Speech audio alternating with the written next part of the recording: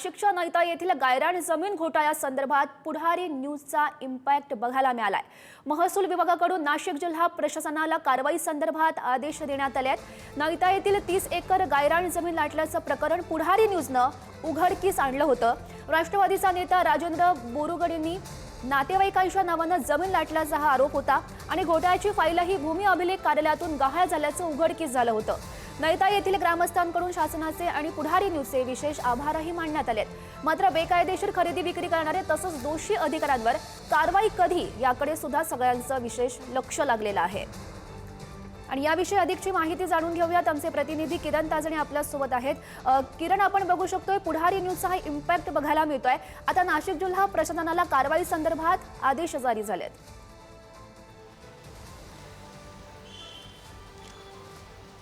गौरी, खरं म्हणजे एकूणच जर बघितलं तर नैताळे येथील गायरान जमीन घोटाळा होता तो पुढारी न्यूजने जवळपास 8 ते 9 महिन्यांपूर्वी उघडकीस आणलेला होता आणि त्याची दखल देखील त्यावेळेला महसूल मंत्री आणि मंत्री छगन भुजबळ यांनी घेतलेली होती। तातडीनं नाशिकच्या तत्कालीन जिल्हाधिकाऱ्यांना चौकशीचे आदेश दिलेले होते।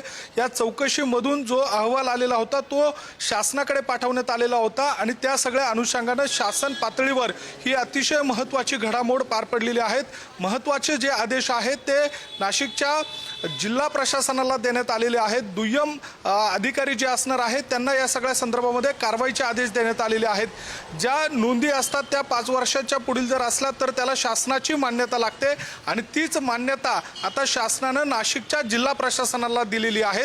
नैताळे येथील राष्ट्रवादीचा कार्यकर्ता राजेंद्र बोरगुडे यांना आपल्या नातेवाईकांच्या नावावर तब्बल 30 एकर जमीन लाटल्याचा आरोप होता आणि त्या सगळ्या अनुषंगानं शासन पातळीवर दखल घेण्यात आलेली होती। आता यामध्ये सगळ्यात महत्त्वाची बाब म्हणजे ज्या नोंदी रद्द कराव्यात आणि दोषींवर कारवाई करावी अशा स्वरूपाची जी तिथल्या ग्रामस्थांची मागणी होती त्या मागणीच्या पार्श्वभूमीवर आता शासन पातळीवर एक पाऊल पुढे टाकण्यात आलेलं आहे। आता स्थानिक पातळीवर नेमकी कशा पद्धतीने अंमलबजावणी केली जाते हे पाहावं लागणार आहे। दुसरी एक महत्त्वाची बाब म्हणजे जे खरेदी देणारे आहेत पंचांचे वारस ते आणि जे खरेदी करणार आहे यांच्यावर नेमकी काय कारवाई होती आणि या सगळ्या प्रकरणामध्ये जवळपास कोट्यवधी रुपयांची असलेली ही जमीन जी आहे ती बेकायदेशीरपणे खरेदी करून देण्यासाठी ज्या अधिकाऱ्यांनी पाठबळ दिलं त्यांच्यावर नेमकी काय कारवाई होते हे बघणं महत्त्वाचं असणार आहे आणि याकडे देखील पुढारी न्यूजचं विशेष लक्ष असणार आहे। गौरी, बरोबर, नक्कीच किरण, खरं तर दोषी अधिकाऱ्यांवर कारवाई कधी केली जाते हे बघणं महत्त्वाचं असेल। धन्यवाद किरण, दिलेल्या सगळ्या सविस्तर माहितीसाठी।